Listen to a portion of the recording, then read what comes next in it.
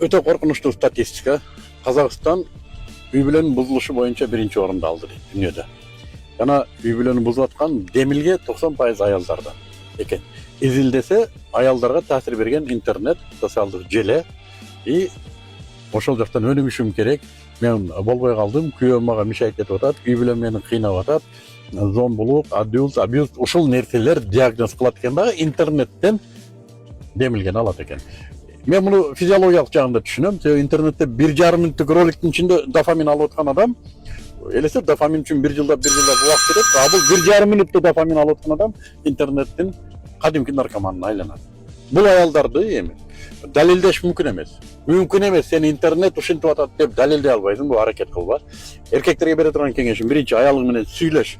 Дагы кичине ыйманы калган болсо, инсабы калган болсо сууруп алышың мүмкүн. Аялыңа мээнет кыл. Экинчиси динге мээнет кыл.